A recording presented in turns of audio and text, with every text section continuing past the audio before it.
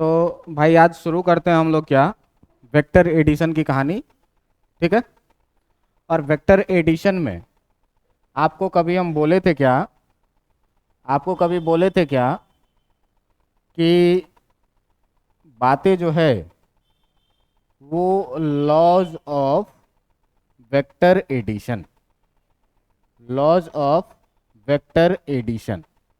जब वेक्टर का डेफिनेशन पढ़े थे बेटा, तो इसमें हम लोग कुछ चीज़ क्या पढ़े थे कि कोई भी फिजिकल क्वांटिटी जिसके पास, कोई भी फिजिकल क्वांटिटी जिसके पास मैग्नीट्यूड हो और डायरेक्शन भी हो, और साथ साथ में वो क्या करे, वेक्टर लॉज ऑफ एडिशन को फॉलो करे, तब हम लोग उसे क्या कहते थे, वेक्टर क्वांटिटी कहते थे, है ना। तो आज समय आ गया है वही कि क्या है ये वेक्टर लॉज ऑफ एडिशन, इसके बारे में जानने का। ठीक है। तो इसमें जनरली मैं आपको 3 लॉ पढ़ाऊंगा, जिसमें पहला लॉ क्या होगा, ट्रायंगल लॉ। ठीक ना, triangle laws of vector addition. ठीक ना, triangle laws of vector addition. एक दूसरा जो होगा वो दूसरा नंबर पे क्या आएगा आपका, parallelogram laws of vector addition. ठीक है। और एक सबसे लास्ट में डिस्कस करेंगे हम लोग एक चीज और का, किसका, पॉलीगॉन लॉ का, polygon laws of vector addition का। ठीक है। लेकिन देखो इसमें ये जो कहानी है, ये triangle law of vector addition हो, चाहे parallelogram laws of vector addition हो, चाहे और भी कुछ हो, ठीक है, इन सारे चीजों में सबसे इंपॉर्टेंट बात यह है कि इसका उपयोग हम लोग हमेशा करेंगे जब तक फिजिक्स पढ़ेंगे तब तक। इसीलिए इसको आप लोगों को क्या करना है, बहुत ही केयरफुली सीखना है। और जब केयरफुली सीखेंगे तो इसका एप्लीकेशन भी बहुत ही केयरफुली हम लोग कर पाएंगे। ठीक है। तो एक एक करके हम लोग ट्रायंगल लॉ से शुरू करेंगे और ट्रायंगल लॉ से अपने बात को आगे बढ़ाएंगे।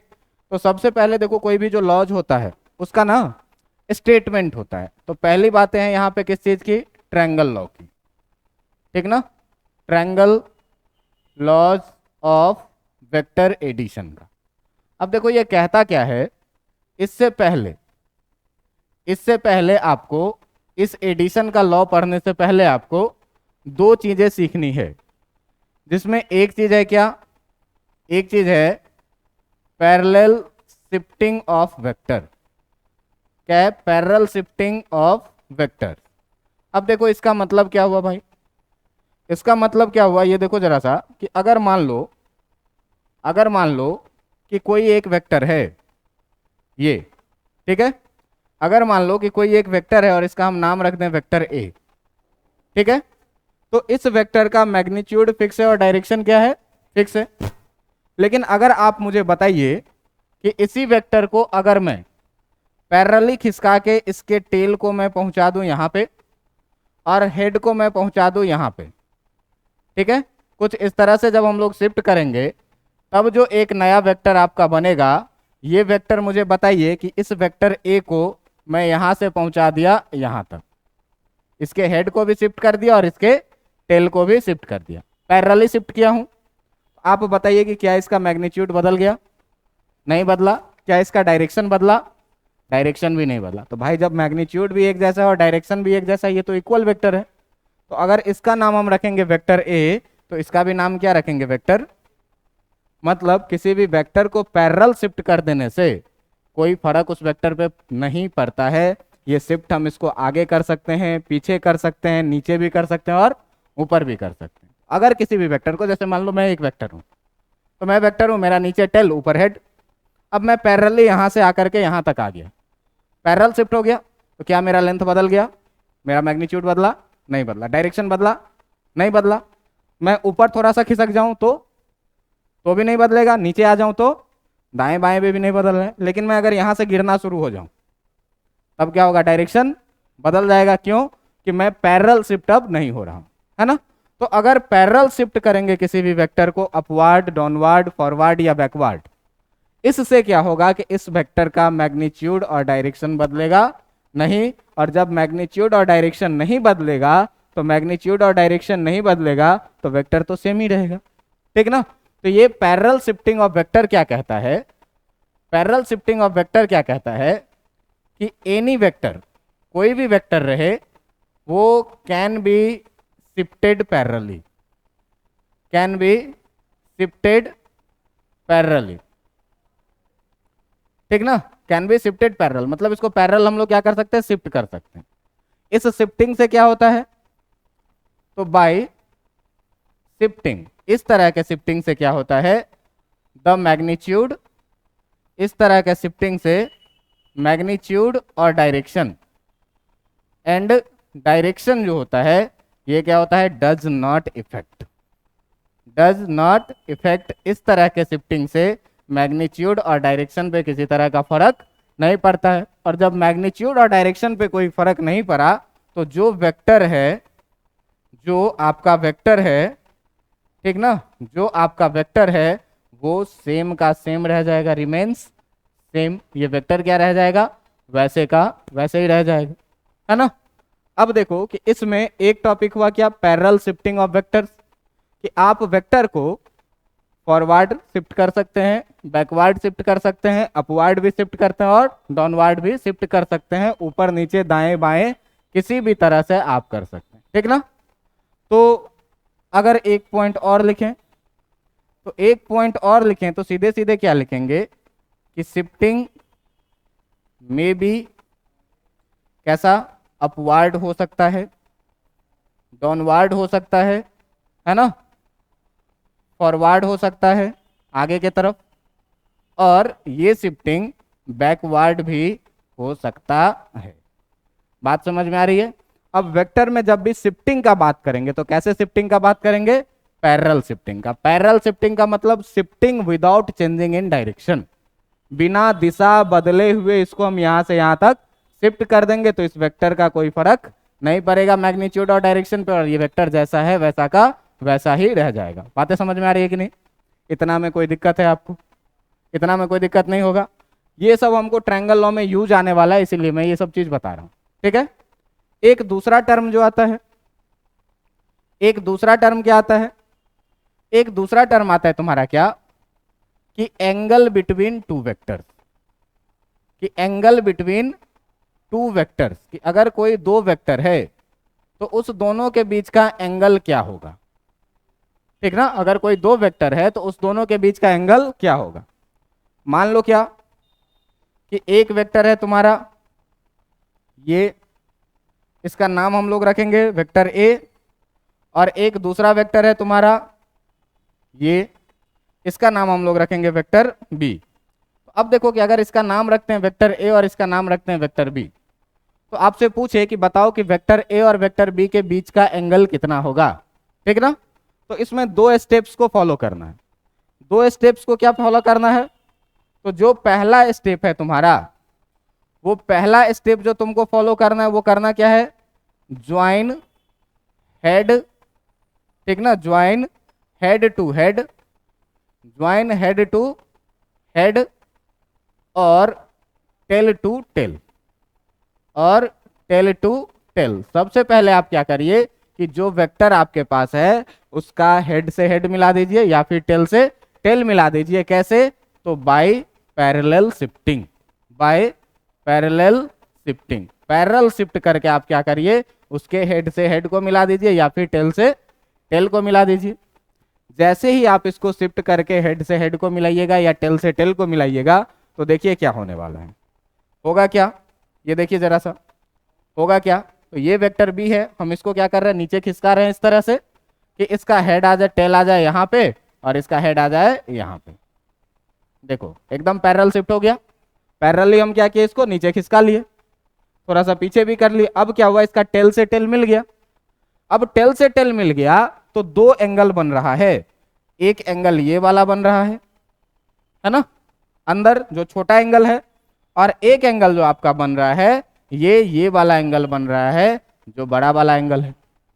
अब इस दोनों वाले एंगल में से जो छोटा एंगल होगा, जो क्या होगा, छोटा एंगल होगा, smaller angle be the angle between two vector. जो छोटा वाला एंगल होगा वो क्या होगा, दोनों वेक्टर के बीच का एंगल होगा, एंगल बिटवीन टू वेक्टर्स, ठीक ना।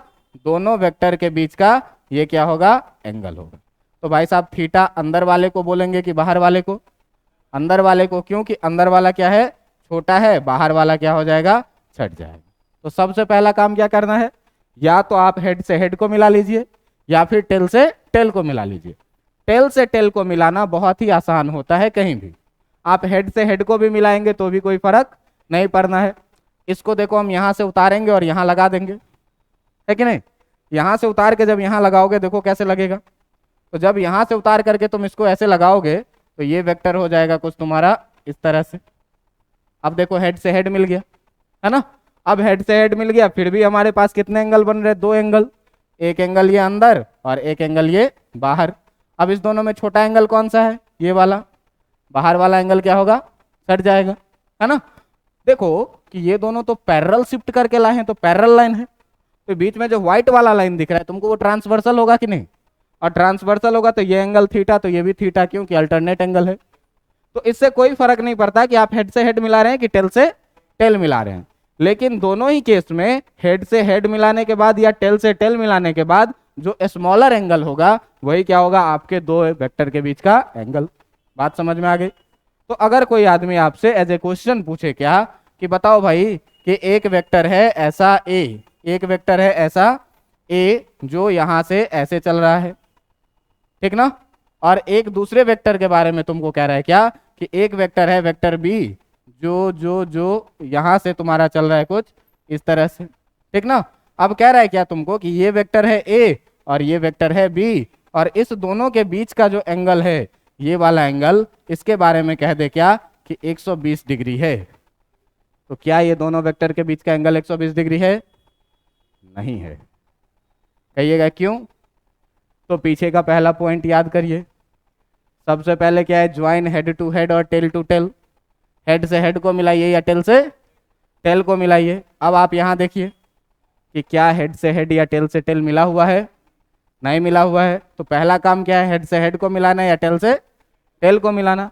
तो टेल से टेल को मिलाना ज़्यादा आसान लेके चलेंगे, बाकी असर कुछ नहीं पड़ता है, आप हेड से हेड मिलाएं या टेल से टेल मिलाएं।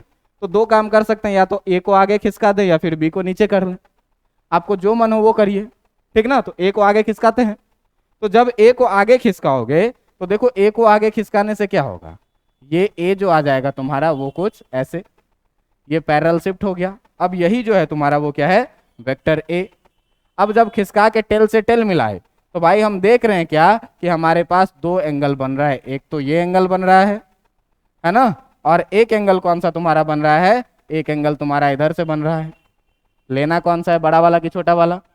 छोटा वाला। तो थीटा कौन सा होगा, ये कि ये अंदर वाला होगा थीटा। अब देखिए इस एंगल के बारे में कह रहा है 120 और ये है थीटा, तो 120 प्लस थीटा बराबर कितना हो जाना चाहिए, 180, क्योंकि एक ही लाइन पे बन रहा एंगल है। तो थीटा बराबर कितना आ जाएगा बेटा, 60 डिग्री। बात समझ में आई कि नहीं आई? अगर इतनी बात आपको समझ में आ गई तो अब triangle law of vector addition की तरफ बढ़े। दो कॉन्सेप्ट सीखे, ये सब कोई टॉपिक नहीं है, ये सब बस कॉन्सेप्ट है। क्या कि किसी भी वेक्टर को भाई हम उठा के यहाँ से यहाँ तक लेके आ जाएंगे पैरेलली, तो ना उसका मैग्नीट्यूड बदलेगा ना उसका डायरेक्शन बदलेगा। और जब मैग्नीट्यूड और डायरेक्शन नहीं बदला इसका मतलब वेक्टर सेम, कोई फर्क उस पर नहीं पड़ेगा। समझ में आ रही है बात? दूसरा क्या सीखे कि अगर दो वेक्टर के बीच का कोण निकालना हो, एंगल निकालना हो, तो दोनों वेक्टर तो कहीं भी रहेगा हवा में लटका हुआ। अब हवा में लटका हुआ है तो उसको पकड़ के हम पैरेलल शिफ्ट करके क्या करेंगे, हेड से हेड या टेल से टेल मिला देंगे। दोनों के बीच का जो छोटा एंगल होगा वही एंगल होगा।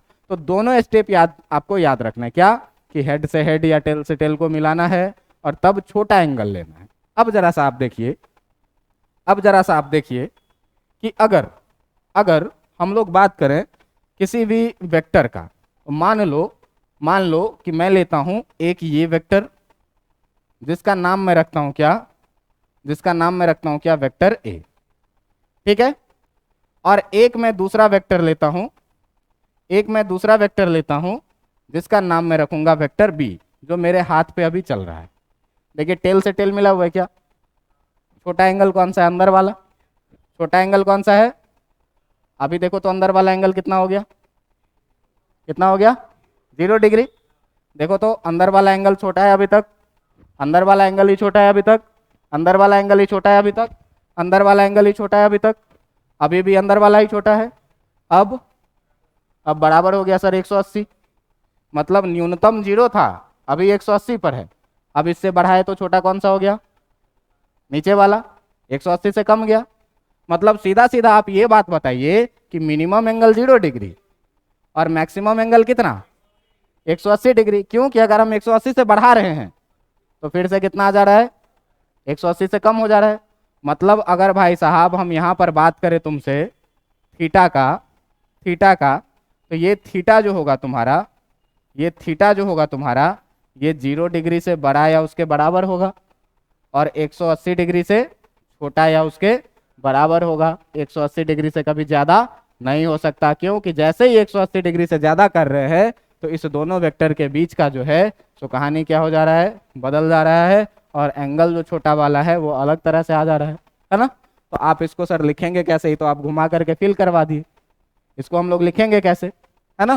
तो इसको लिखने के लिए जो है तो हम आपको उपाय बता देते हैं। अगर आपको फील हो गया है तो चीज़ें समझ में आ जाएगी। अब हम आपको इस चीज़ को लिख करके एक जगह पर बहुत अच्छे से हम आपको दिखा दे रहे हैं स्टेप वाइज। बातें समझ में आई कि नहीं, अभी जो मैं चीज़ दिखाया वो समझ में आया कि नहीं। अब देखो कि ये चीज़ें अगर आपको समझ में आ गई है, ये चीज़ें अगर आपको समझ में आ गई है तो देखिए कि मैं दो वेक्टर का बात करूंगा। अभी देखो, एक वेक्टर ये रहा वेक्टर ए और एक वेक्टर ये रहा वेक्टर बी। अभी अगर कहे तुमको दोनों के बीच का एंगल थीटा बराबर कितना लिखोगे, 0 डिग्री, क्योंकि जैसे ही पैरेलल शिफ्ट करोगे एक दूसरे पे पूरा का पूरा आ जाएगा। एंगल कितना हो जाएगा, कोई दिक्कत। मैं ए वाले को थोड़ा सा ऊपर उठाऊंगा, मान लीजिए कि ये वाला जो है, मान लीजिए कि ये वाला जो है वो वेक्टर बी है जो फिक्स है। ए को मैं थोड़ा सा ऊपर उठाया, एंगल हो गया मान लीजिए 60 डिग्री, और मैं थोड़ा सा बढ़ाया घुमाते घुमाते, बी को ऐसे ही रहने दिया और ए को मैं थोड़ा सा घुमाया और इधर के तरफ, तो ये एंगल हो गया मान लीजिए 120 डिग्री, है ना। ये एंगल हो गया 120 डिग्री। अब देखिए मैं घुमाते घुमाते बी को रहने दिया ऐसे ही, ए को मैं घुमाते घुमाते ले आया ठीक अपोजिट डायरेक्शन में। अब दोनों 180 डिग्री 180 डिग्री तो कोई भी ले लेंगे, थीटा हो गया कितना 180 डिग्री। अब देखो मैं ए को लगातार ऐसे घुमाता जा रहा हूं, तो अब अगर ए को मैं यहां से नीचे लेके आऊंगा तो नीचे लेके आऊंगा तो बी तो ये तुम्हारा फिक्स रहेगा, ए हो जाएगा ऐसा। अब ये वाला एंगल थीटा नहीं होगा, क्यों कि अब ये बड़ा वाला एंगल हो गया। तो एंगल थीटा कौन सा होगा, ये लेस देन कितना है 180 डिग्री से। तो जो मिनिमम एंगल था आपका वो कितना था 0 डिग्री। थीटा इससे बढ़ता गया 180 के बाद इससे बढ़ा नहीं, है ना। अगर इससे ज्यादा हम बढ़ाने का कोशिश करते हैं तो फिर 180 से कम हो जा रहा है। इसका मतलब हमेशा जो है angle between two vectors always lies between कहाँ 0 डिग्री एंड 180 डिग्री। हमेशा दो वेक्टर के बीच का एंगल कहाँ होगा 0 से 180 डिग्री के बीच में। समझ में आ रही है बात है। तो यहाँ इस चीज को आप हमेशा ही ध्यान रखिएगा। और थीटा क्या है, थीटा है क्या, angle between two vectors. Theta है क्या, एंगल बिटवीन टू वेक्टर्स, दो वेक्टर्स के बीच का एंगल है। और इस डायग्राम के मदद से जो है तो आपको ये चीजें अब कॉपी में भी समझ में आ जाएगा कि क्यों थीटा 0 से 180 के बीच में होगा। क्यों, अपना रूल तो है भाई हेड से हेड मिलाने का, टेल से टेल मिलाने का, उसके बाद कौन सा एंगल लेने का, छोटा वाला। तो यहां से घुमाते घुमाते घुमाते घुमाते 180 तक आए तो ठीक था, अभी तक यही एंगल था दोनों के बीच का एंगल जो छोटा एंगल था। इससे ज्यादा घुमाए, अब अंदर वाला छोटा हो गया, अंदर वाला छोटा हो गया मतलब ये थीटा हो जाएगा। ये थीटा होगा, देखो 180 से कम है कि नहीं है। तो थीटा न्यूनतम कितना था 0 डिग्री और अधिकतम कितना हो गया 180 डिग्री। मतलब सीधा सीधा बात यह आएगा क्या कि जो angle between two vectors theta का वैल्यू होगा वो 0 से 180 के, कोई दिक्कत, ये कॉन्सेप्ट समझ में आया। अब चलिए अब आते हैं हम लोग अपने मेन टॉपिक पे। तो मेन टॉपिक पे जो आएंगे वो अपना टॉपिक क्या है बेटा, पहला नंबर का टॉपिक है क्या, triangle law of vector addition. क्या है, triangle law of vector addition. अब ये triangle law of vector addition क्या कहता है, ये triangle law of vector addition क्या कहता है, इसको समझने के लिए आप एक और चीज समझिए कि वेक्टर्स सेम ऑर्डर में होगा या अपोजिट ऑर्डर में होगा। तो आप देखिए सीधे सीधे कि अगर मान लो ये एक वेक्टर है ए ये एक दूसरा वेक्टर है बी, ये एक तीसरा वेक्टर है सी, ये एक चौथा वेक्टर है डी। तो तुम देखो कि ए बी सी डी एक लाइन से है, पिछले के माथे पे अगले का पैर है ना। पिछले के माथे पे क्या है, अगले का, मतलब सारा एक लाइन से लगा हुआ है। तो इसको हम लोग क्या बोलते हैं, सेम ऑर्डर। इसको क्या बोलेंगे, सेम ऑर्डर। लेकिन अगर इसी सारे सिस्टम में, इसी सिस्टम में हम क्या करें कि एक वेक्टर को हम उल्टा बना दें, एक वेक्टर को क्या करें, उल्टा बना दें। देखो ये वाला जो वेक्टर बी है इसको हम क्या किए, उल्टा बना दिए। अब जब वेक्टर बी को तुम उल्टा बना दोगे, वेक्टर सी है तुम्हारा ऐसा और वेक्टर डी है यहां से तुम्हारा ऐसा। अब देखो कि एक वेक्टर बी है जिसका यहाँ माथा से माथा टकरा गया और पैर से पैर का टकरा गया।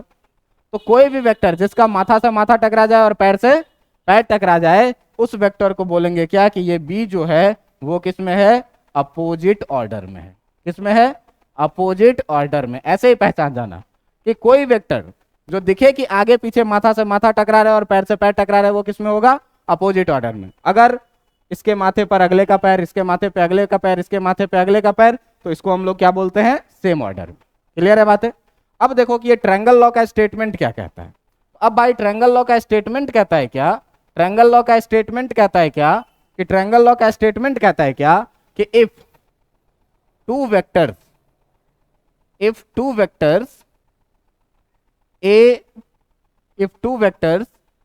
Vector A and vector B are in same order, are in same order. Same order का मतलब अभी आपको समझ में आया कि एक के माथे पे दूसरे का पैर होगा, है ना। Are in same order and the corresponding side of a triangle and the corresponding side of a triangle and the corresponding side of a triangle क्या है भाई, तो ए और बी दो वेक्टर है, ठीक ना, और किसी ट्रायंगल का दो कॉरेस्पॉन्डिंग साइड है। कॉरेस्पॉन्डिंग साइड का मतलब आपको समझ में आ रहा होगा कि अगर ये है एक ट्रायंगल ए बी और सी है, तो कोई भी दो साइड जिसका एक वर्टेक्स कॉमन हो, ए और सी कॉरेस्पॉन्डिंग है, ए और बी कॉरेस्पॉन्डिंग है, बी और सी भी क्या है, कॉरेस्पॉन्डिंग है। ये आपको समझ में आ रहा होगा, है ना। 6th-7th क्लास का ज्योमेट्री है ये, है ना। तो इतनी चीजें समझ में आ रही होगी। क्या कह रहा है कि अगर दो वेक्टर है जो सेम ऑर्डर में है और किसी ट्रायंगल का क्या है, कॉरेस्पॉन्डिंग साइड्स है, तो कहता है क्या कि then their resultant be third side of that triangle, third side of that triangle in opposite order, in opposite order. Opposite order का मतलब क्या हुआ कि इसका माथा से माथा टकराएगा और पैर से पैर टकराएगा। बात समझ में आ रही है। अब देखिए कि हम क्या लिखे हैं, लिखे हैं क्या कि भाई दो वेक्टर है अपने पास। तो मान लो कि एक वेक्टर है तुम्हारा ये, एक वेक्टर है तुम्हारा ये, इसका नाम रखते हैं क्या हम लोग, वेक्टर ए। और एक वेक्टर जो सेम ऑर्डर में दूसरा है, उसका हम लोग नाम क्या रखते हैं, उसका नाम रखते हैं हम लोग यहां से वेक्टर बी। इसका नाम हम लोग क्या रखते हैं, वेक्टर बी। अब हमको ये बताइए कि ये दोनों सेम ऑर्डर में है कि नहीं है, है सेम ऑर्डर में, क्योंकि किसी का माथा से माथा नहीं टकरा रहा है, पैर से पैर नहीं टकरा है। अब आप हमको ये बात बताइए कि अगर बात किया जाए कि इस दोनों साइड अगर ट्रायंगल का दो साइड है, तो जो तीसरा साइड होगा वो कुछ ऐसा होगा कि नहीं होगा, जो तीसरा साइड होगा वो कुछ ऐसा होगा कि नहीं। अब ये कह रहा है कि ये रिजल्टेंट होगा, ये क्या होगा, रिजल्टेंट होगा, लेकिन किस ऑर्डर में होगा, अपोजिट ऑर्डर में होगा। तो अपोजिट ऑर्डर में करने के लिए हमको माथा से माथा टकरवा देना है और पैर से पैर, तो यहां पर तो पैर से पैर टकरा ही रहा है, एरो किधर लगाएंगे, उधर के इधर, ऊपर लगाएंगे एरो, है ना। तो यही जो हो जाएगा वो क्या हो जाएगा, रिजल्टेंट हो जाएगा। तो भाई साहब एरो किधर लगाना है, एरो लगाना है हमको ऊपर की तरफ। मतलब जो रिजल्टेंट वेक्टर रहेगा, जो तुम्हारा रिजल्टेंट वेक्टर रहेगा, वो रिजल्टेंट वेक्टर कैसा रहेगा, उस रिजल्टेंट वेक्टर का तुम्हारा टेल रहेगा यहाँ पे और हेड रहेगा कहाँ पे। बात समझ में आई कि नहीं, बात समझ में आई। और इसी वेक्टर को हम लोग क्या बोलेंगे, रिजल्टेंट वेक्टर, वेक्टर आर। क्या कह रहा है ट्रायंगल लॉ, समझ में आया। कह रहा है क्या कि अगर दो वेक्टर है कोई दिया हुआ ए और बी, तो दो वेक्टर सेम ऑर्डर में अगर है और किसी ट्रायंगल का दो कॉरेस्पॉन्डिंग साइड है, दिख रहा है भाई कि दो कॉरेस्पॉन्डिंग साइड है, तो इस दोनों का जो रिजल्टेंट होगा वो इस ट्रायंगल का तीसरा साइड होगा, लेकिन सेम ऑर्डर में कि अपोजिट ऑर्डर में? अपोजिट ऑर्डर में होगा। तो अपोजिट ऑर्डर में होने का मतलब माथा से माथा टकराएगा और पैर से पैर टकराएगा। और यहां जो हम लोग रिजल्ट लिखते हैं वो रिजल्ट क्या लिखेंगे? Vector R equal to vector A plus vector B. मतलब सीधे देख लीजिएगा कि सेम ऑर्डर वाले का सम अपोजिट ऑर्डर वाले के बराबर। समझ में आई बात? यही है क्या? Triangle law of vector addition. समझ में आया? अब देखो कि इस पर सर क्वेश्चन कैसे पूछे जाएंगे। तो पहले सेम ऑर्डर अपोजिट ऑर्डर पहचानना सीखो। मान लो ये एक वेक्टर ए, ये एक वेक्टर बी और ये एक वेक्टर सी, ये एक वेक्टर सी। अब इसमें आपको पहचानना है कि बताइए कि अपोजिट ऑर्डर में कौन सा है? अपोजिट ऑर्डर में कौन सा है? बी। क्यों है बी भाई? क्योंकि बी का माथा से माथा टकरा रहा है और पैर से पैर टकरा रहा है? नहीं टकरा रहा है। इसमें कोई अपोजिट ऑर्डर में नहीं है, सारा सेम ऑर्डर में। ए है अपोजिट ऑर्डर में? ए है अपोजिट ऑर्डर में। क्यों? कि इस ए का यहां माथा से माथा टकराया और यहां पैर से पैर टकराया। तो क्या बोले कि जो अपोजिट ऑर्डर वाला है वो सेम ऑर्डर वाले के सम के बराबर में होगा। बात समझ में आई कि नहीं? तो ये पहचानना है कि कैसे माथा से माथा टकराया रहेगा और कैसे पैर से पैर टकराया रहेगा। देखो यहाँ पे अगर हम इसका नाम रख दें ए बी और इसका नाम रख दें सी, तो कौन सा है अपोजिट ऑर्डर में? सी है। क्यों? कि सी का माथा से माथा टकरा रहा है और पैर से, तो सी अपोजिट ऑर्डर में है जो सेम ऑर्डर वाले के सम के क्या होगा? बराबर में होगा। ए प्लस बी के बराबर में होगा, है ना? क्या होगा? ए प्लस बी के बराबर में होगा। अब जब इसको ए प्लस बी के बराबर में लेंगे, ए प्लस बी के आप बराबर में लेंगे, तो ये हो जाएगा क्या? इसका रिजल्टेंट मिल जाएगा। बातें समझ में आ रही है? कितने लोग हैं जिनका आज पहला दिन है? आप एक और आप दोनों तीन। थोड़ा सा कम बुझा रहा होगा, है ना? क्योंकि वेक्टर का 2 क्लास छूटा है, ठीक है? थोड़ा सा कम जरूर बुझा रहा होगा, लेकिन ये नहीं है कि बिल्कुल भी नहीं बुझा रहा होगा, ठीक ना? थोड़ा सा कम निश्चित रूप से बुझा रहा होगा। तो इसके लिए आप लोग करिए क्या? रिकॉर्डेड वीडियो है इसका, ठीक ना? रिकॉर्डेड वीडियो देख लीजिएगा। उधर कंप्यूटर रूम में बोलिएगा कि हमको पिछले 2 दिन का वेक्टर का इंग्लिश मीडियम का वीडियो चाहिए, तो वो लोग कोई ना कोई उपाय आपको बता देगा कि आप वीडियो देख पाएंगे। और वीडियो देख लेंगे तो ये सब चीज़ बहुत आसान लगेगी। इतनी बातें समझ में आ गई? अब देखो कि तुमको बोले क्या कि भाई साहब अगर एक वेक्टर है तुम्हारा ए, ठीक ना? एक वेक्टर है ये ए और एक दूसरा वेक्टर है तुम्हारा ये बी। एक दूसरा वेक्टर है तुम्हारा क्या? ये बी। ये दोनों है सेम ऑर्डर में।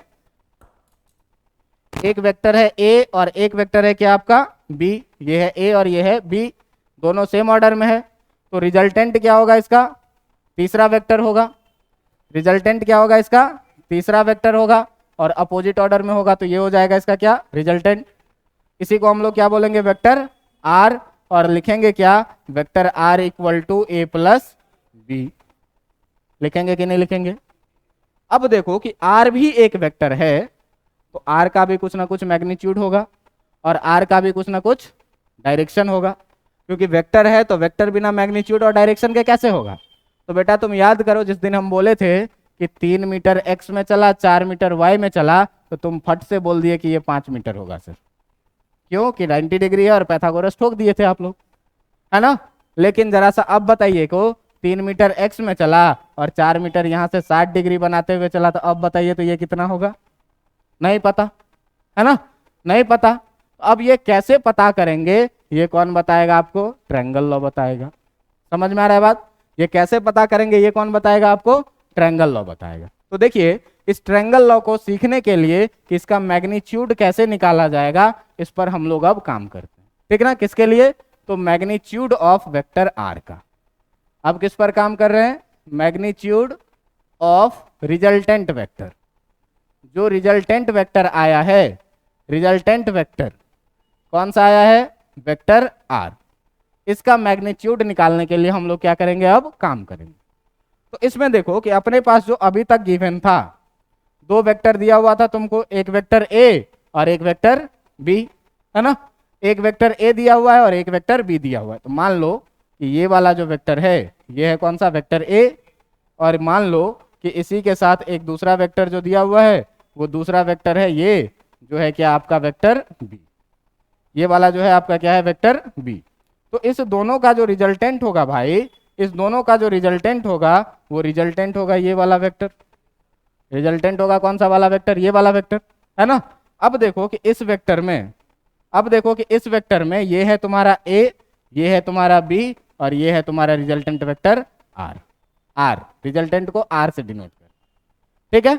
अब हम लोग इसमें एक चीज मानते हैं क्या, मानते हैं क्या कि let angle between vector A and vector B, कि वेक्टर ए और वेक्टर बी के जो बीच का एंगल है वो क्या है, इज थीटा।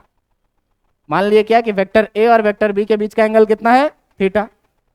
तो वेक्टर ए और वेक्टर बी के बीच का एंगल थीटा का मतलब ये वाला एंगल थीटा होगा क्या, नहीं, हेड से हेड मिला हुआ है क्या, टेल से टेल मिला हुआ है क्या, नहीं मिला हुआ है, तो ये एंगल थीटा आपका नहीं होगा। तो ये एंगल जब थीटा नहीं होगा तो कौन सा एंगल थीटा होगा, तो सर इसको पहले हम लोग क्या करेंगे, पैरेलल शिफ्ट करेंगे, और पैरेलल शिफ्ट करके हम लोग क्या करेंगे, तब एंगल लिखेंगे। तो इस वेक्टर को जब तुम आगे बढ़ाओगे और पैरेलल शिफ्ट करोगे तो कुछ इस तरह से आगे जाएगा, जाएगा कि नहीं। अब जब ये कुछ इस तरह से आगे जाएगा तो भाई ये पैरेलल शिफ्ट हो गया। अब देखो कि टेल से टेल मिल रहा है और दोनों के बीच का छोटा एंगल ये हो जाएगा कितना, समझ में आया कि नहीं आया, समझ में आया कि नहीं आया, छोटा एंगल ये है थीटा, तो ये एंगल हो जाएगा कितना, थीटा। अब जरा सा एक काम और करते हैं क्या, एक काम और करते हैं क्या कि हम लोग इस पॉइंट से इस वेक्टर पर एक परपेंडिकुलर ड्रॉप कर लेते, क्या किए, इस पॉइंट से इस पर हम लोग क्या किए, एक परपेंडिकुलर ड्रॉप कर लिए। अब इसका हम लोग कुछ नाम रख लेते हैं, ठीक ना। तो नाम रख लेते हैं हर कोऑर्डिनेट का, इसका नाम रख लो m, इसका नाम रख लो n, इसका नाम रख लो o, और इसका नाम रख लो p। कोई दिक्कत है आपको। अब देखिए इसमें क्या है कि जो आपका लेंथ है mn, जो आपका लेंथ है mn, वो जो है मैग्नीट्यूड ऑफ वेक्टर ए है, जिसको हम लोग ए भी बोल सकते हैं, बोल सकते हैं कि नहीं। जो लेंथ mn है वो मैग्नीट्यूड ऑफ वेक्टर ए है, जिसको हम लोग क्या बोल सकते हैं, ए बोल सकते हैं। जो आपका लेंथ है बेटा no, वो no magnitude of vector B है, जिसको हम लोग क्या बोल सकते हैं, बी बोल सकते हैं। और जो लेंथ है आपका mo, इस mo को हम लोग मैग्नीट्यूड ऑफ वेक्टर आर बोल सकते हैं कि नहीं, इसी को हम लोग क्या बोल सकते हैं। इतना चीज तो आपको पता है। अब देखिए कि यहाँ पे आपको दो ट्रायंगल दिख रहा होगा, राइट एंगल ट्रायंगल, ये 90 डिग्री है, ये क्या है 90 डिग्री। अब यहाँ पे आप देखिए कि दो ट्रायंगल आपको दिख रहा है, एक ONP और एक बड़ा ट्रायंगल दिख रहा है MPO। इसी दोनों ट्रायंगल में हम लोग काम करेंगे और रिजल्टेंट निकाल लेंगे। कैसे निकालेंगे, तो देखो पहले छोटे वाले ट्रायंगल में बात करो, किसमें, ONP में। तो जैसे ही बात करोगे इन ट्रायंगल ONP, जैसे ही तुम बात करोगे ONP में, तो ONP में तुम निकालो पहले साइन थीटा। तो साइन थीटा क्या होता है बेटा, P/H। तो P कितना है, OP, और हाइपोटेन्यूज कितना है, ON, है ना। छोटे वाले ट्रायंगल में तो क्या लिखोगे, OP/ON लिखोगे कि नहीं लिखोगे, OP/ON लिखोगे। अब देखो कि इसमें जब हम लोग साइन थीटा लिखेंगे तो OP हमको नहीं पता है, OP के जगह पर OP ही रहने दो। और ON के बारे में तो हमको पता है कि ये कितना है, B के बराबर में, तो B लिख देंगे कि नहीं। B को इस साइड लेके आओगे तो OP equal to B sine theta हो जाएगा कि नहीं हो जाएगा, हो जाएगा। अब देखिए कि यहाँ से आपको मिला इस OP का लेंथ कितना, B साइन थीटा के बराबर में। इसी ट्रायंगल में आप क्या करिए कि एक बार लिखिए क्या, कॉस थीटा। इसी ट्रायंगल में आप एक बार क्या लिखिए, कॉस थीटा। तो देखिए जब इसी ट्रायंगल में आप एक बार कॉस थीटा लिखिएगा तो कॉस थीटा क्या लिखते हैं, B/H। तो B/H का मतलब PN और बाई ON लिखिएगा कि नहीं। अब देखिए कि इसमें हमको PN नहीं पता, तो जब cos थीटा इक्वल टू लिखोगे तो हमको PN नहीं पता, और तुम्हारा ON किसके बराबर में है, ON किसके बराबर में है, B के बराबर में। फिर से जब B को तुम इधर लेके आ जाओगे तो तुम्हारे पास PN इक्वल टू कितना मिल जाएगा, B cos थीटा। इतना बात हम लोग किसमें किए, छोटे वाले ट्रायंगल में। छोटे वाले ट्रायंगल में साइन थीटा और cos थीटा निकाल लिए। अब अपने बात को हम आगे बढ़ाते हैं किसमें, बड़े वाले ट्रायंगल के लिए। अब जब बात करोगे बड़े वाले ट्रायंगल में तो अब हम लोग आ रहे हैं किसमें, इन ट्रायंगल बड़े वाले में MOP में। किसमें? MOP में। और देखो MOP एक राइट एंगल ट्रायंगल है कि नहीं है? पाइथागोरस थ्योरम लगेगा कि नहीं? लगेगा। और पाइथागोरस थ्योरम क्या कहता है कि जो हाइपोटेन्यूज का स्क्वायर होगा, यानी कि जो OM का स्क्वायर होगा वो बेस का स्क्वायर यानी कि MP का स्क्वायर और प्लस परपेंडिकुलर का स्क्वायर यानी कि OP के स्क्वायर के बराबर में होगा। ये कौन कहता है? पाइथागोरस। ठीक ना? ये कौन कहता है? Pythagoras theorem. इतना बात आपको समझ में आया कि नहीं आया? अब हमको ये बताइए कि ये MP है, एक बड़ा सा डंडा है, इसको दो डंडा में तोड़ सकते हैं कि नहीं? MN प्लस NP तोड़ सकते हैं कि नहीं? तो इसको जब आप तोड़िएगा बेटा तो क्या मिलेगा? OM का स्क्वायर इक्वल टू MP को हम लोग लिखेंगे कितना? MN प्लस NP और इसका होल स्क्वायर और प्लस कितना? OP का स्क्वायर। इतना में कोई कष्ट है? नहीं कोई कष्ट होना चाहिए।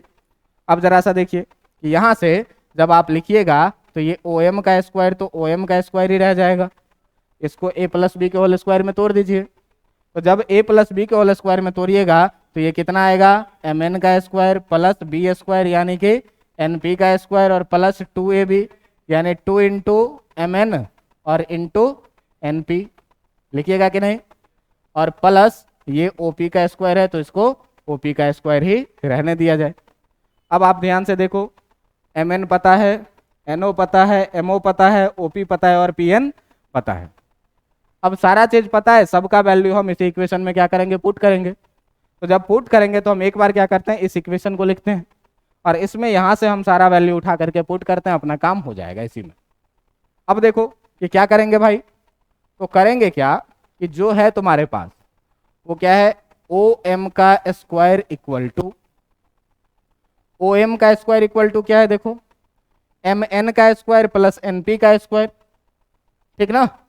MN का स्क्वायर प्लस NP का स्क्वायर। तो इसको लिखे हम क्या? MN का स्क्वायर प्लस NP का square plus 2 into MN into NP और प्लस OP का स्क्वायर था। अब देखिए कि सब का वैल्यू हम पीछे से रखेंगे। तो देखिए OM है, अब देखिए कि ये OM कितना है बेटा? ये देखो OM कितना है? R के बराबर में। तो OM की जगह R रख दें क्या? OM की जगह रख दीजिए सर R। चलो रख दिए हम OM के जगह पर कितना? R रख दिए। तो ये हो जाएगा कितना तुम्हारा? R square equal to MN को देखो जरा सा, MN को देखो जरा सा कितना है? A। MN के जगह पर हम A रख देंगे तो कोई दिक्कत? ये कितना आ जाएगा भाई? A स्क्वायर प्लस NP को देखो जरा सा, NP को देखो जरा सा, NP कितना है? B cos theta. तो NP के जगह पर हम लोग कितना रख देंगे? B cos theta. तो इसको लिख देंगे कितना? B cos थीटा का whole square plus 2 into MN के जगह पर कितना है और NP के जगह पर कितना है? B cos theta plus OP के जगह पर देख लो, OP के जगह पर देख लो कितना है? B sin theta. तो OP के जगह पर जब हम लोग B sin थीटा रखेंगे तो ये कितना हो जाएगा भाई? B sin थीटा का होल स्क्वायर। ये चीज हम पीछे से लिए। अब इसी को सॉल्व करना है तो देखो कैसे सॉल्व करते हैं। R square equal to A square plus इसको B square cos square theta लिखेंगे कि नहीं? लिखेंगे। प्लस इसको हम एक साथ 2AB कॉस थीटा लिखेंगे कि नहीं लिखेंगे? और इसको हम B square sine square theta लिखेंगे कि नहीं लिखेंगे? लिखेंगे। अब देखिए कि जो आया आपका R square equal to A square plus इसमें से और इसमें से B स्क्वायर क्या करो? कॉमन ले लो। उसमें बचेगा कितना? साइन स्क्वायर थीटा और इसमें बचेगा कितना? कॉस स्क्वायर थीटा और प्लस बच गया क्या? 2AB cos theta. जरा सा याद करो 10वीं में इसका वैल्यू कितना होता था? Sine square theta plus cos square theta कितना होता था? 1। जब डालेंगे भाई तो ये R स्क्वायर इक्वल टू कितना हो जाएगा? A square plus B square plus 2AB cos theta हो जाएगा कि नहीं? अब देखो कि R equal to root under कितना? A square plus B square plus 2AB cos theta होगा कि नहीं? अब बताइए, आपको A पता रहेगा, B पता रहेगा और दोनों के बीच का एंगल भी पता रहेगा, है ना? अब देखिए आपको A पता है, वेक्टर B पता है, दोनों के बीच का एंगल मान लीजिए ये भी पता है 60 डिग्री। अब कहेगा रिजल्टेंट निकालने के लिए तो आप केवल पाइथागोरस के भरोसे नहीं रहेंगे, किसी भी एंगल थीटा पे रहे हम चट ये फॉर्मूला लगाएंगे और काम हमारा हो जाएगा, रिजल्टेंट का मैग्नीट्यूड निकल जाएगा। तो इस फॉर्मूला को क्या करना है भाई, इस फॉर्मूला को तुमको क्या करना है, याद रखना है, ठीक ना। इस फॉर्मूला को क्या करना है, तुमको याद रखना है, इस वाले फॉर्मूला को क्या करना है, याद रखना है हमेशा, ठीक है। इस वाले फॉर्मूला को याद रखना है। ये क्या है, मैग्नीट्यूड ऑफ रिजल्टेंट। अगर आर के बारे में कोई पूछे तो ये आर क्या है, यहाँ आर है मैग्नीट्यूड, किसका मैग्नीट्यूड है, रिजल्टेंट का, magnitude of resultant vector, magnitude of resultant vector. कौन सा रिजल्टेंट वेक्टर, तो वेक्टर आर का। बात समझ में आया कि नहीं आया, ये पूरा का पूरा डेरिवेशन था मैग्नीट्यूड का। अब तुम्हारे मन में ये भी सवाल आ रहा होगा कि भाई साहब इसका डायरेक्शन भी तो होता होगा। तो अगर ए गिवन वेक्टर है, अगर ए गिवन वेक्टर है तो इसका डायरेक्शन तो पता होगा, और ए से आर कितना एंगल आगे है अगर ये पता चल जाए तो आर का भी डायरेक्शन पता चल जाएगा, चल जाएगा कि नहीं। तो मान लेते हैं क्या कि ए वेक्टर और आर वेक्टर के बीच का कोण है क्या, अल्फा। वेक्टर ए और आर के बीच का एंगल है कितना, अल्फा। तो हम लोग बात कर रहे हैं किस चीज के लिए भाई, डायरेक्शन के लिए। हम लोग बात कर रहे हैं किसके लिए, डायरेक्शन के लिए। अब देखो कि जब बात करेंगे हम लोग किस चीज के लिए, for direction of resultant vector, for direction of resultant vector, of resultant vector, resultant vector कौन सा, वेक्टर आर के डायरेक्शन के लिए। तो इसमें हम लोगों ने माना क्या है, माना है क्या कि let the angle between, let the angle between vector A and vector R is कितना, अल्फा। वेक्टर आर और वेक्टर ए के बीच का एंगल कितना है, अल्फा। जरा सा ध्यान से देखो इसमें कि ये एंगल टेल से टेल मिला हुआ है, छोटा वाला एंगल यही है, इसी को मानेंगे। अब इस पूरे बड़े वाले ट्रायंगल में तुम देखो, अगर हमको tan अल्फा लिखना है तो परपेंडिकुलर बाय बेस लिखेंगे कि नहीं लिखेंगे, लिखेंगे। तो इस बड़े वाले ट्रायंगल में परपेंडिकुलर है तुम्हारा ओपी और बेस है कितना, बेस है कितना, एमपी, पूरा एमपी, ठीक ना। तो ओपी बाई एमपी लिखेंगे कि नहीं, tan अल्फा को, tan अल्फा को लिखेंगे कितना, ओपी बाई एमपी। कौन से ट्रायंगल में बात कर रहे थे, इन ट्रायंगल। बड़ा वाला ट्रायंगल का क्या नाम था, बड़े वाले ट्रायंगल का नाम था ओ एम पी, ठीक ना, क्या नाम था, ओ एम पी। तो इन ट्रायंगल हम लोग बात कर रहे हैं किसमें, ओ एम पी में, और ओ एम पी में हम लोग लिख रहे हैं क्या, tan alpha equal to perpendicular. तो परपेंडिकुलर कितना था भाई, ओपी, और ये कितना, एमपी। तो ओपी बाई एमपी लिखेंगे कि नहीं लिखेंगे, ओपी बाई एमपी। अब देखो कि इसमें जो tan अल्फा है तुम्हारा, इसको ओपी को तो ओपी ही रहने देते हैं, और इस एमपी बड़े वाले डंडे को फिर से दो पार्ट में तोड़ देंगे, M N plus N P. तो इसको जैसे ही M N plus N P लिखोगे, एम एन प्लस कितना, एन पी। अब देखो कि फिर हमको सारे का वैल्यू पता है, सारे का वैल्यू पता है तो क्या लिखेंगे, tan alpha equal to OP के जगह पर देखिए ध्यान से, ओपी के जगह पर देखिए कितना है, बी साइन थीटा, और पीएन के जगह पर कितना है, B cos theta.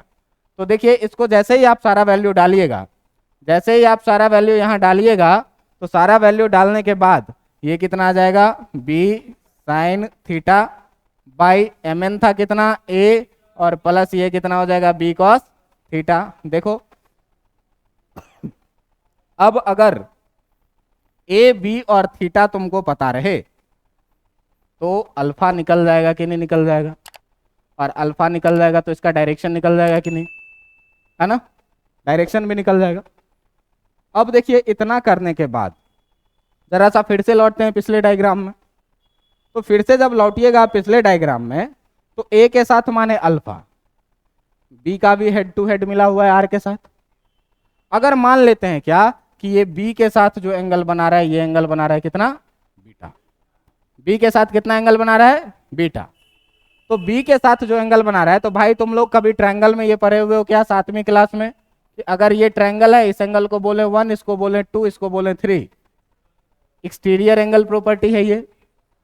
Some of opposite interior angle जो होता है वो एक्सटीरियर एंगल के, मतलब 1 + 2 बराबर कितना लिखेंगे, तो आप इस वाले ट्रायंगल में देखिए ओ एम एन में, ओ एम एन में जो देखिएगा अल्फा प्लस बीटा बराबर कितना हो जाएगा, थीटा हो जाएगा कि नहीं, अल्फा प्लस बीटा बराबर कितना हो जाएगा, थीटा हो जाएगा।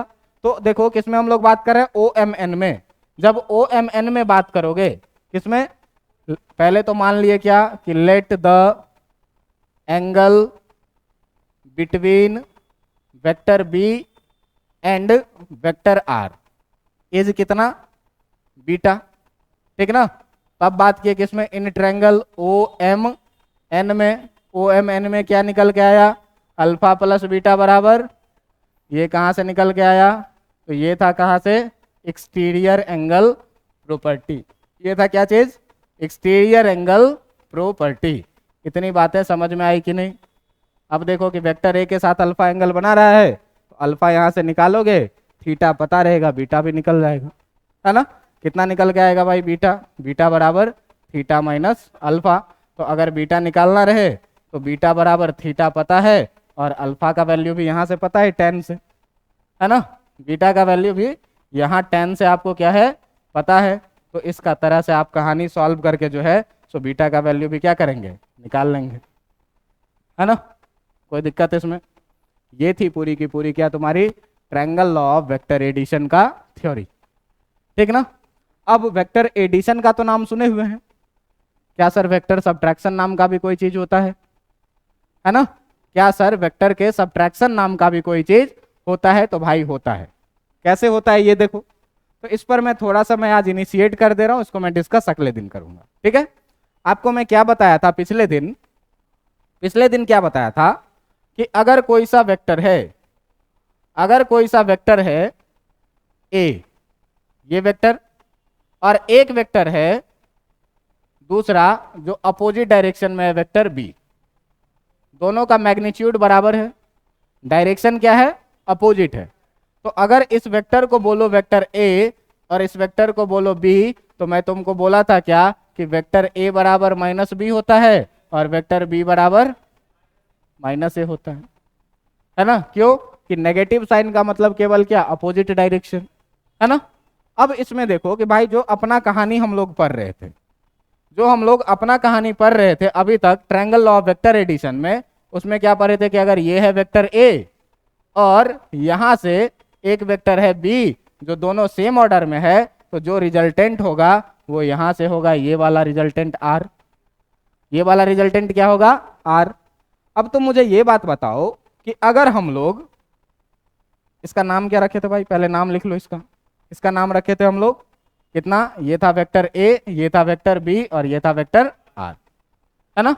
अब तुम एक बात बताओ कि अगर मैं एक वेक्टर लूं, अगर मैं एक वेक्टर लूं जो बी के ठीक अपोजिट डायरेक्शन में हो और बी के जैसा ही इसका भी मैग्नीट्यूड हो, देखिए तो ये वाला है, तो इस वेक्टर में खाली हम इसको क्या लिखेंगे,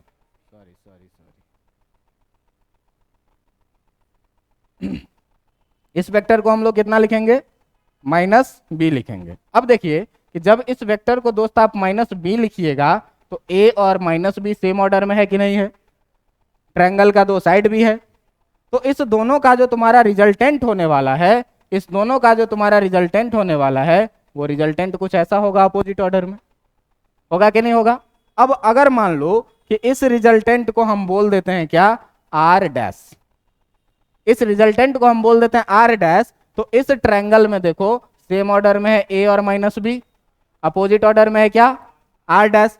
तो यहां पर एक बात बताइए कि R dash vector equal to vector A और plus minus of vector B लिखेंगे कि नहीं लिखेंगे, लिखेंगे। तो ये आर डैश इक्वल टू जो हो जाएगा आपका वो कितना हो जाएगा, vector A minus vector B. अब देखिए कि सर मैग्नीट्यूड ए बी तो दोनों बराबर है, इस दोनों के बीच का एंगल जो है, इस दोनों के बीच का जो एंगल है वो तुम्हारा एंगल था कितना भाई, यहां से यहां तक का एंगल था कितना, थीटा, ए और बी के बीच का।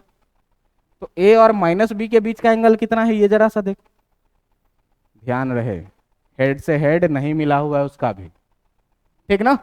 तो उसका अगर आप हेड से हेड या टेल से टेल मिलाइएगा तो ये वाला एंगल होगा, क्योंकि इसी को तो तुमको आगे बढ़ाना है। देखो ऐसे क्लियर, देखो क्लियर डायग्राम में दिखाते हैं, इसको मिटाइए, ठीक है। अब देखिए यहां से कि जो वेक्टर ए को हम लोग आगे बढ़ाएंगे, ये हुआ तुम्हारा वेक्टर ए का पैरेलल शिफ्टिंग। ये हुआ क्या तुम्हारा, वेक्टर ए को हम पैरेलली क्या किए, यहां से शिफ्ट कर दिए। अब ए और बी के बीच का जो एंगल था, ये वाला एंगल था कितना, थीटा। तो अब देखिए कि ए और माइनस बी के बीच का एंगल क्या ये वाला एंगल है, नहीं है। क्यों कि हेड से हेड या टेल से टेल नहीं मिला है। तो भाई जब नहीं मिला हुआ है तो इस दोनों का टेल से टेल मिला हुआ है, ये एंगल होगा छोटा एंगल। अब देखो कि ये पूरा एंगल मिलके 180, उसमें से एक एंगल थीटा है, तो ये दूसरा एंगल कितना हो जाएगा, 180 माइनस थीटा। समझ में आया कि नहीं। अब देखो कि जो तुम्हारे पास ए और बी के लिए था कहानी, तो आर बराबर तुम क्या लिखते थे, root under A square plus B square plus 2ab cos theta. तो ए और बी तो लेंथ है, और लेंथ में कहां बदला हूं, ए वही है बी वही है, और बी के जितना का लेंथ का ही मैं अपोजिट डायरेक्शन में माइनस बी लिया हूं। ए और बी का तो लेंथ नहीं बदला है, इससे केवल क्या बदल गया, एंगल। जो पहले थीटा था वो कितना हो गया, 180 माइनस थीटा। तो अगर भाई साहब आपको magnitude of vector R dash लिखना होगा, तो ये जो आप लिखिएगा कितना लिखिएगा, root under A square plus B square plus 2ab cos, इस बार थीटा के जगह पर कितना, बातें समझ में आई कि नहीं आई, ये नहीं समझ में आया, 180 प्लस थीटा वाला। ये बताओ भाई ये पूरा एंगल कितना हो जाएगा, इसमें एक एंगल है थीटा, तो दूसरा एंगल ये कितना हो जाएगा, इतना समझ में आ गया है। अब देखो जब इतना समझ में आ गया है तो ये बताओ कि यहां पर बताओ कि जितना बड़ा ये बी है उतना ही बड़ा ये भी माइनस बी है इधर। तो मैग्नीट्यूड ऑफ बी आप लिखिए, चाहे आप मैग्नीट्यूड ऑफ माइनस बी लिखिए, ये दोनों ही तो बराबर है किसके, तो ए तो बदला ही नहीं, केवल बी माइनस बी हुआ था, उसका भी मैग्नीट्यूड बी के बराबर ही है। तो यहां देखो ए बी तो नहीं बदला, ए बी नहीं बदला, बदला क्या खाली, पहले थीटा था जब बी था, तो अब माइनस बी हुआ तो दोनों के बीच का एंगल कितना हो गया, 180 माइनस। तो इस वाले फॉर्मूला में थीटा को किससे रिप्लेस कर देंगे, कहां पे, यहां देखिए टेल से टेल मिल रहा है ना भाई, ये है वेक्टर ए, इसी को आगे बढ़ा दिए। अब यहाँ टेल से टेल मिल रहा है कि नहीं ए और बी का, तो ये वाला एंगल होगा कि नहीं होगा। अब समझ में आ गया कि नहीं। चलो अब जब समझ में आ गया तो इसी वाले फॉर्मूला में हम लोग लगा देंगे, तो R dash A minus B के बराबर में हो जाएगा। और इसका रिजल्टेंट कैसे निकाला जाएगा, एंगल में भी क्या करेंगे, थीटा को 180 माइनस थीटा से रिप्लेस कर देंगे। तो उसमें देखो कि अगर इसमें भी हम लोग मान लेते हैं कि जो वेक्टर ए के साथ है ये रिजल्टेंट बना रहा है कितना एंगल, अल्फा एंगल, मान लो अल्फा एंगल ये बना रहा है, तो इसमें अल्फा नहीं मानो कुछ और मान लो, गामा मान लेते हैं, ठीक है, क्योंकि अल्फा तो पिछले वाले में सर माने ही थे। इसको मान लो कितना, ये गामा। तो इसमें जो बेटा टेन गामा लिखेंगे, तो इसमें जो टेन गामा लिखेंगे वो कितना लिखते थे, बी साइन थीटा। तो इस बार कितना लिखेंगे, बी साइन 180 माइनस, और नीचे ए प्लस बी कॉस कितना 180 माइनस थीटा। समझ में आया बात कि नहीं। तो देखो एक बार हम इसको कंक्लूड कर देते हैं कि क्या सब देखा हम लोगों ने। देखा क्या इस डायग्राम में, तो इस डायग्राम में देखा क्या कि यदि वेक्टर आर बराबर वेक्टर ए प्लस बी है, वेक्टर ए प्लस बी है, तो जो मैग्नीट्यूड ऑफ वेक्टर आर लिख रहे हैं या जिसको हम लोग आर बोलते हैं, ये लिखे कितना, root under A square plus B square plus 2ab कितना कॉस थीटा। और यहां पर जो हम लोगों ने टेन अल्फा लिखा, वो टेन अल्फा कितना लिखा था, B sine theta by A plus B cos theta के बराबर में। लेकिन अगर आर डैश कोई एक वेक्टर था जो ए माइनस बी के बराबर में था, ठीक ना, ए माइनस बी के बराबर में था, तब जो magnitude of R dash vector लिखाया है वो कितना लिखाया है, root under A square plus B square plus 2ab cos कितना 180 माइनस थीटा, ठीक ना। और जो आपका टेन गामा लिखाया था इसके लिए वो कितना लिखाया था, बी साइन 180 माइनस थीटा, ठीक ना। और नीचे कितना ए प्लस बी कॉस कितना 180 माइनस थीटा। अब जरा सा ध्यान दो इस पर कि ए बराबर जो है वो क्या है, मैग्नीट्यूड ऑफ वेक्टर ए जो नहीं बदला था। बी बराबर क्या था, मैग्नीट्यूड ऑफ वेक्टर बी भी और magnitude of vector minus B भी, है ना। और थीटा क्या था, थीटा था angle between vector A and vector B. ये ध्यान दीजिएगा, माइनस बी नहीं, वेक्टर बी के साथ थीटा एंगल बन रहा। अब इस कहानी पर आपको डिफ्रेंशिएट कर लिए कि एडिशन में क्या करना है और सब्ट्रैक्शन में क्या करना है। ये था पूरा triangle law of vector addition का थ्योरी। अब इतना थ्योरी जब पढ़ के आओगे अगले दिन, तब इस पर हम लोग क्या करेंगे, क्वेश्चंस करेंगे और इसका एप्लीकेशन भी करेंगे। काफी आज के लिए, चलो ठीक।